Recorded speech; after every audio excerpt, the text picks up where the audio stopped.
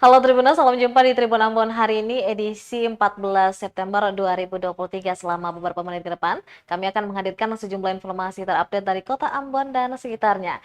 Bersama saya Tanita Patesina, inilah Tribun Ambon hari ini. Kita mulai dengan berita pertama. Undang-Undang TPKS tak kenal restoratif justice, Menteri P3A mengatakan Bupati Taher murni lakukan tindak pidana. Menteri Pemberdayaan Perempuan dan Perlindungan Anak P3 Bintang Puspayoga menuturkan kasus kekerasan seksual yang diduga dilakukan Bupati Maluku Tenggara Taher Hanubun adalah murni tindakan pidana. Untuk itu Bintang mendukung penuh keputusan Polda Maluku yang tetap melanjutkan penyidikan atas kasus dugaan tindak pidana kekerasan seksual yang dilakukan Bupati Maluku Tenggara serta dikenakannya undang-undang tentang tindak pidana kekerasan seksual. Dalam hal perbuatan yang dilakukan terduga pelaku terhadap korban yang sudah menurut korban dilakukan sejak April 2023, maka terduga pelaku juga bisa dikenakan pasal 6 huruf C Undang-Undang TPKS Junto 64 KUHP tentang perbuatan berlanjut. Berdasarkan informasi yang dihimpun Kemen P3A,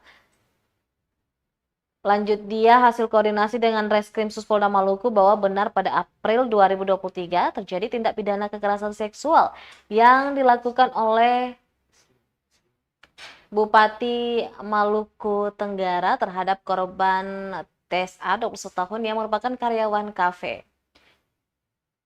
Pada 1 September 2023, kasus diproses oleh penyidik di Reskrimum Polda Maluku dengan nomor TBL garing 230 garing IX garing 2023 garing Maluku garing SPKT. Pada hari yang sama, korban langsung menjalani pemeriksaan di Polda Maluku dan melakukan visum di Rumah Sakit Bayangkari yang didampingi oleh Unit Pelaksana Teknis Daerah Pelindungan Perempuan dan Anak UPTD PPA Provinsi Maluku.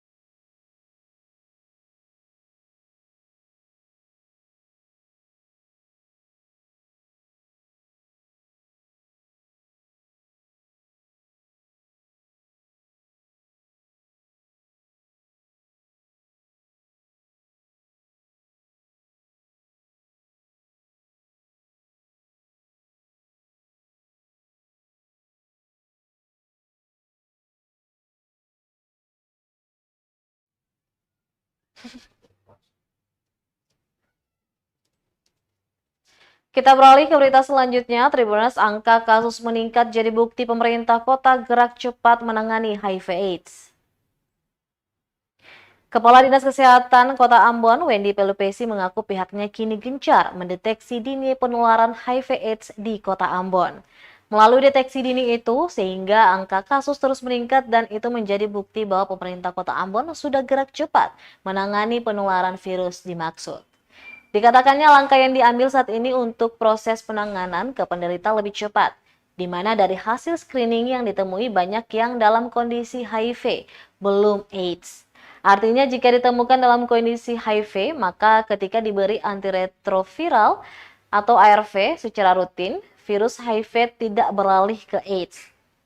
Diberitakan sebelumnya, Dinas Kesehatan Kota Ambon mengungkap adanya peningkatan kasus HIV/AIDS dan berdasarkan data terakhir yang dirangkum per Januari hingga Agustus 2023 terdeteksi ada 184 kasus baru. Diketahui HIV menyebabkan AIDS dan mengganggu kemampuan tubuh melawan infeksi. Virus ini dapat ditularkan melalui kontak dengan darah yang terinfeksi, air mani, atau cairan vagina. Cara penyebarannya pun bisa melalui produk darah, atau jarum yang tidak steril atau darah yang tidak disaring. Selain itu, melalui hubungan seks vaginal atau anal atau oral tanpa alat pengaman. Juga dari ibu ke bayi dalam proses mengandung, persalinan atau menyusui. Pemerintah Kota Ambon lambat dalam menangani HIV. Teman-teman yang penularannya kebijakannya dan apa yang pemerintah Kota Ambon telah lakukan selama ini.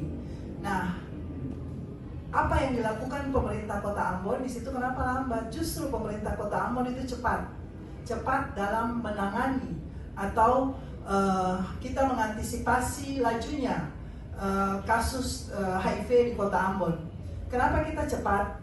Karena selama ini kita menjemput bola. Kita melakukan screening atau deteksi dini kepada semua orang yang berpotensi dalam hal ini untuk tempat-tempat yang beresiko terjadinya penularan HIV.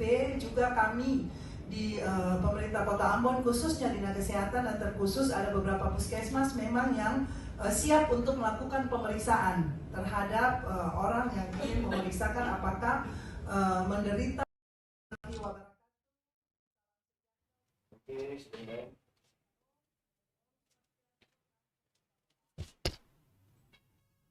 Rumah Generasi tingkatkan kapasitas jurnalis menuju masyarakat inklusif. Rumah Generasi gelar kegiatan penguatan kapasitas forum media dan jurnalis.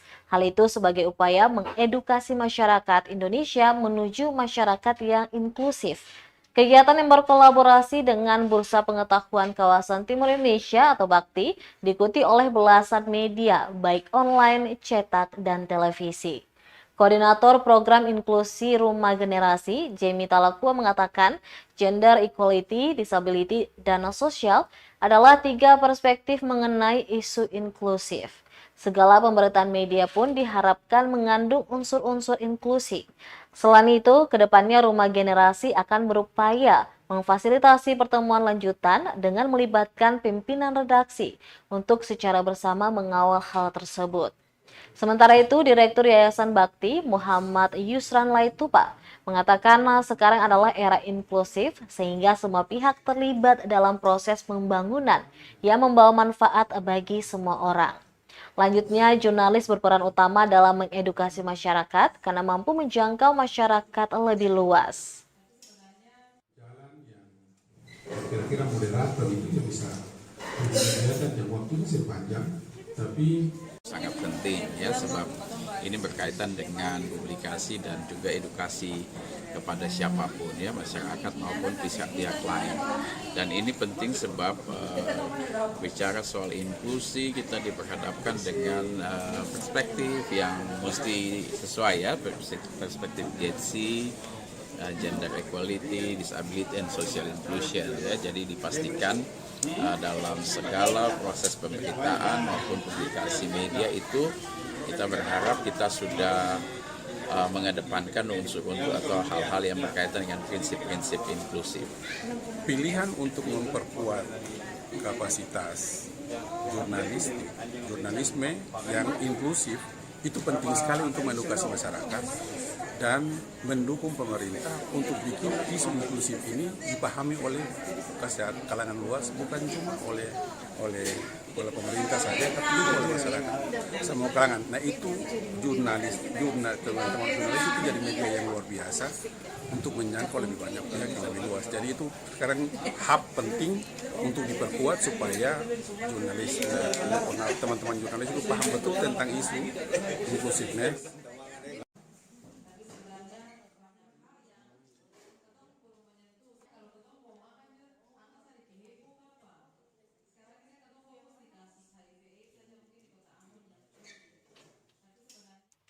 Kita beralih ke berita selanjutnya, Tribuners. Pantau persiapan Prapon 2023, FPTI Maluku target utus lebih dari 1 atlet ke PON.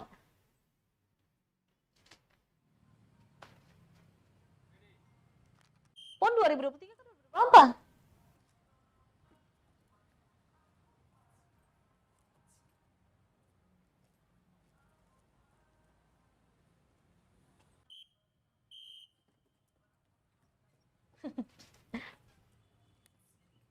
Federasi Panjat Tebing Indonesia FPTI Maluku menyiapkan 6 atlet untuk mengikuti Prapon 2023 yang akan berlangsung di Jawa Tengah.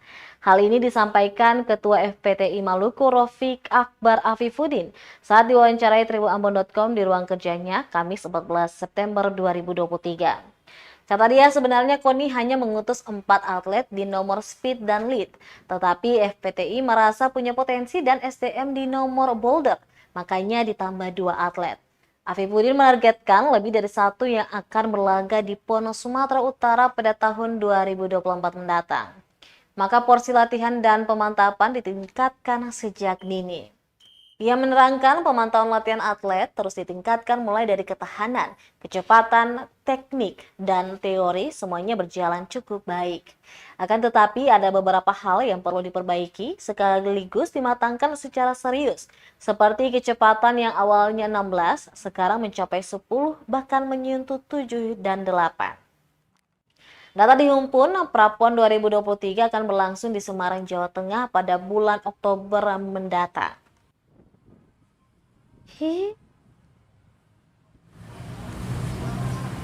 Latihan tidak pernah berhenti dengan program latihan yang begitu padat. Saya kira target kita melebihi dari yang pernah kita dapatkan di Prapon kemarin. Dan kami di Pelada itu ada 6 atlet, ya. Nanti kemudian akan dipilih 4 atlet yang menurut kami punya kualifikasi untuk kemudian disertakan di Prapon nantinya di Semarang pada bulan Oktober, sesuai jadwal di tanggal 19 Oktober, bulan depan lah. Jadi kita masih setiap hari teman-teman, adik-adik, atlet dan pelatih setiap hari melakukan latihan baik fisik, teknik, dan juga langsung praktik di papan panjat yang kita miliki.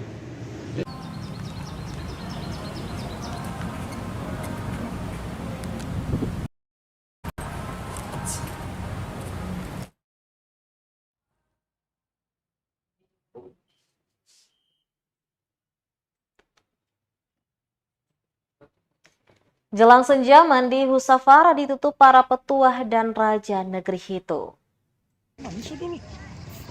Tradisi tahunan mandi safar atau kerap disebut oleh warga negeri Hitu, Maluku Tengah sebagai Husafara, telah resmi ditutup oleh raja sekaligus para petuah negeri Hitu Lama, Rabu 13 September 2023. Raja negeri Hitu Lama, Salhana Pelu, menjelaskan sebelum tradisi Husafara digelar, ada sejumlah prosesi yang dilaksanakan. Sedari pagi, para tokoh agama dan petuah adat melakukan doa syukuran di beranda rumah raja yang berlokasi tepat di pelabuhan Hatuseka. Kemudian mereka mendoakan air yang sebelumnya sudah disiapkan di kendi tua. Air ini nantinya digunakan oleh warga untuk membasuh wajah dan anggota tubuh lainnya. Setelah ritual itu dilakukan, barulah raja, tokoh adat, serta tokoh agama berjalan menuju pelabuhan Huseka Hitu untuk proses doa syukur lebih lanjut. Lalu semua warga Hitu bisa mandi bersama di pelataran pantai negeri Hitu.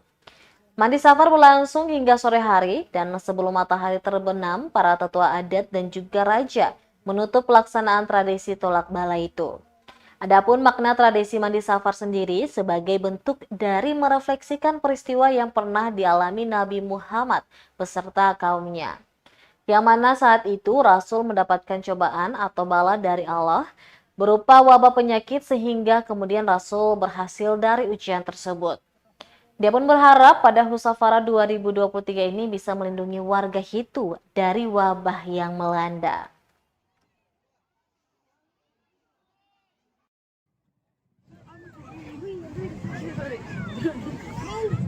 Jadi perlu kita sampaikan bahwa tradisi ini adalah tradisi yang sudah turun-temurun dan ditemukan sudah ratusan tahun. Dan tradisi ini sendiri itu dia berada itu bersamaan dengan datangnya siar agama Islam di tanah air, mungkin lebih terkhusus di Maluku dan khusus lagi di Jawa Ambon. Dan tradisi ini itu bermula dari ada satu kejadian. Sesungguhnya kejadian itu awalnya bukan kejadiannya di sini, ada satu kejadian yang terjadi di tanah Arab, dan itu ada pada waktu Rabu akhir di bulan Syafar, itu ada satu kejadian yang mana ada wabah menimpa masyarakat setempat di situ, dan masyarakat itu keluar hijrah sebentar, dan setelah itu mereka kembali mensucikan diri, bersih-bersih diri, dan selanjutnya mereka lakukan doa tolak belas seperti apa yang tadi kami lakukan.